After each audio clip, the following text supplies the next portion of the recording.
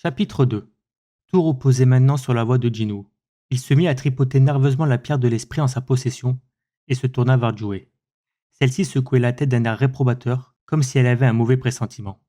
Jinwoo n'était pas serein non plus. En temps normal, il n'aurait jamais pris un tel risque. Il savait parfaitement qu'il n'avait ni les capacités ni le courage de tenter le diable. Mais, sur le moment, il pensa à sa petite sœur dont l'entrée à l'université était imminente. Je n'ai pas un seul sou de côté pour payer ses frais de scolarité. Jinwoo avait 24 ans, à l'âge où il aurait dû étudier à la fac. Il avait dû renoncer par manque de moyens financiers. Il était hors de question que l'histoire se répète pour sa petite sœur. Dans sa situation, le moindre yuan était précieux. Park était loin d'être le seul à avoir besoin d'une grosse somme d'argent. Jinwoo leva la main. « Je vote pour ». Il entendit un léger soupir à côté de lui. Le tunnel s'étirait sans fin. Les chasseurs les plus puissants ouvraient la marche. Une boule de feu dans la pomme, Song, éclairait le chemin. Kim, qui se tenait à ses côtés, lui demanda « Tu ne crois pas qu'on s'aventure un peu trop loin? Il faut prendre en compte le temps pour le trajet du retour. » « Depuis combien de temps on marche ?» Kim jeta un œil à sa montre. « Environ 40 minutes. Le portail se refermera 1 heure après la défaite du boss. Ça nous laisse 20 minutes de marge. Si on ne trouve pas le boss d'ici 20 minutes, on fera demi-tour. J'ai bien peur qu'on y soit obligé. » Song hocha la tête en silence, puis désigna l'espace derrière lui d'un geste de pouce. « Kim, il fait sombre devant. Reste derrière moi. » Kim fixa la boule de feu, puis sortit son téléphone de l'intérieur de sa veste pour en allumer la torche. Le tunnel se retrouva instantanément baigné de lumière. Song regarda tour à tour sa boule de feu et la lumière du téléphone, puis sans un mot, il fouilla à son tour dans sa poche. Jinwoo, qui avait été sévèrement blessé plus tôt, et Joué, qui ne possédait aucune aptitude au combat, fermaient la marche. Jinwoo se gratta l'arrière de la tête comme s'il était gêné. J'aimerais m'excuser. De quoi? Par ma faute, tu es là contre ton gré. Ça va, ne t'en fais pas pour moi. Jinwoo lorgna furtivement l'expression de Joué. Ce n'était certainement pas le visage de quelqu'un bien portant. Il inclina la tête, essayant de savoir ce qu'elle pensait. « Tu es sûr que ça va ?» insista-t-il d'un ton circonspect. « Si tu veux la vérité, évidemment que non. Qu'est-ce qui t'a pris? Tout à l'heure, si tu avais été poignardé juste un peu plus haut, tu pouvais dire adieu à ton cœur. Et on en parle, des blessures sur tes bras et tes jambes? Je me suis donné un mal de chien pour te soigner, et tu as le culot d'accepter d'aller dans un autre donjon? Tu n'as aucune idée de ce qui nous y attend. » Elle parlait à une vitesse folle, et Jinwoo n'en était que plus désorienté. Mais la jeune femme avait raison sur toute la ligne. Heureusement pour Jinwoo, Joué était une chasseuse guérisseuse de Ranbei. Autrement dit, un oiseau rare. Si elle n'avait pas été là, Jinwoo aurait dû arrêter le métier de chasseur depuis longtemps, laissé aux prises d'un quotidien difficile. Quand j'y pense, je lui dois beaucoup. Il n'y avait pas eu un seul raid où Joué ne lui était pas venu en aide. « Tu dois souffrir le martyre. Tiens le coup, je vais te soigner. Il me semble t'avoir déjà vu. Tu es le blessé de la dernière fois, non? Tu es encore blessé? Dis donc, on se voit souvent. Ton prénom est Jinwoo, c'est ça? Est-ce que ça va? Ne t'es-tu jamais dit que le métier de chasseur n'était pas fait pour toi? Encore toi? Montre-moi ton bras, pas celui-ci. Pour ça, tu peux mettre un simple bandage. Je te parle de celui qui est fracturé. » Au-delà de la reconnaissance, Jinwoo se sentait désolé pour tous les tracas qu'il lui causait. En voyant sa mine dépitée, Joué se sentit coupable de s'être emporté. « Es-tu sincèrement désolé? » Bien sûr. Après un instant de réflexion, Joué se tourna vers Jinwoo, un léger sourire aux lèvres. « Dans ce cas, tu n'as qu'à m'inviter à dîner pour te faire pardonner. » Jinwoo s'attendait à tout sauf à ça. Pris au dépourvu, il tourna la tête vers Joué, dont la mine espiègle lui rappelait celle d'une adolescente. Une adolescente. Joué allait fêter 21 ans l'année suivante. Vêtue d'un uniforme scolaire et avec les cheveux coupés au carré, on aurait pu la prendre pour une lycéenne. En y pensant, Jinwoo sentit ses joues se réchauffer. Joué semblait vexée de son silence. Elle se mit à bouder, les joues gonflées comme des ballons de baudruche. « Ben quoi, m'inviter à dîner te déplaît tant que ça ?» Tout d'un coup, les éclaireurs firent grand bruit. « Nous y sommes! C'est le repère du boss !» Une immense double porte empêchait la progression de l'escadron. Les chasseurs se regroupèrent autour. Une porte au bout d'une caverne, c'est du jamais vu. Je ne me souviens pas d'avoir déjà vu une porte dans un donjon. C'est une première. Ça a l'air dangereux, non? Dans le tunnel, l'agitation était à son comble. L'angoisse pouvait se lire sur le visage de chacun des chasseurs. Puisque leur vie était en jeu, ils se devaient d'être prudents. Mais trop de prudence nous empêche de faire ce que l'on a à faire, pensa Song. Allez-vous repartir les mains vides après tout le chemin parcouru? Il posa sa main sur la porte. Libre à vous de faire marche arrière. De mon côté, avec ou sans vous, j'irai.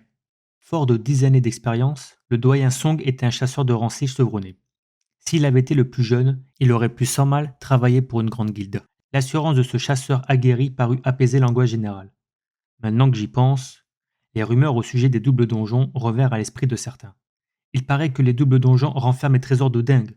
Ouais, j'ai entendu dire que les guildes de petite et moyenne envergure sont devenues importantes après la découverte d'un double donjon.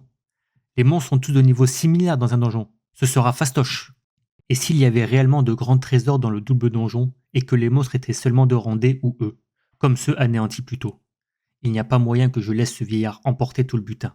Il a raison, ce ne sera pas la mer à boire. Les soins postpartum, les frais de soutien scolaire de mon aîné, le loyer qui ne cesse d'augmenter, tous étaient au diapason.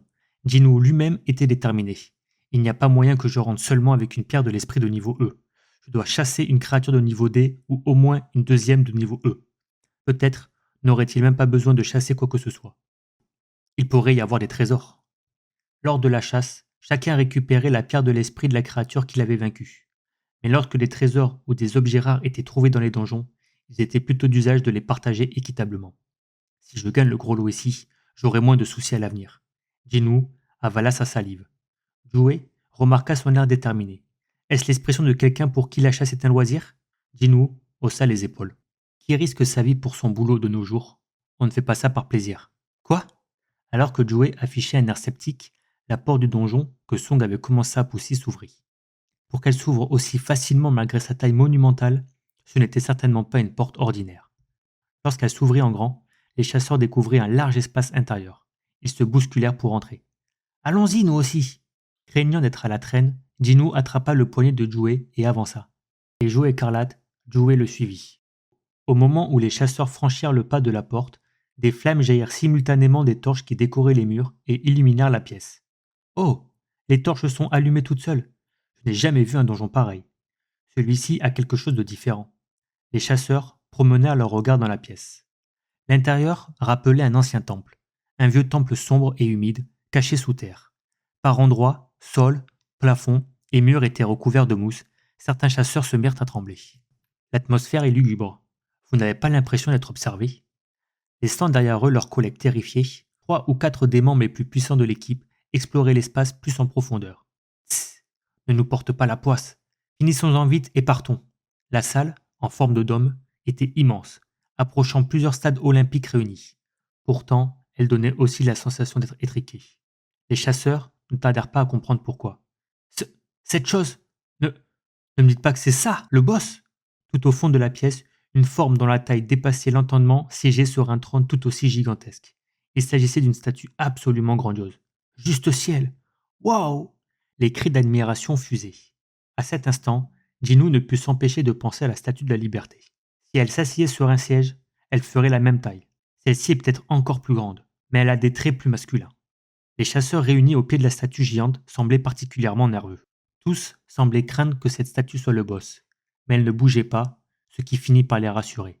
Song poussa à son tour un soupir de soulagement. Bien, maintenant, dispersons-nous. Apaisés, les chasseurs se mirent à fouiller le dôme. Je ne vois aucune créature magique ici. Pareil de mon côté, il n'y a pas une fourmi à l'horizon. Malgré sa taille, la salle où siégeait la statue était modestement agencée. D'innombrables torches ornaient les parois. Devant chacune d'entre elles, des statues de pierre à peine plus hautes qu'un homme étaient alignées. C'est splendide. On dirait des œuvres d'art. Chaque statue tenait un objet différent dans les mains. Armes, livres, instruments de musique ou torches. On dirait, Song termina la phrase de Kim, des sculptures de temple. Song remarqua alors quelque chose sous ses pieds. Hein? Serait-ce un cercle magique? Au centre du temple se trouvait en effet un cercle magique encore jamais vu. Song, il y a quelque chose d'écrit ici. Venez jeter un coup d'œil. Un des chasseurs semblait avoir repéré une statue différente. Song se leva, laissant de côté le cercle magique. Tous se rassemblèrent en masse devant la sculpture.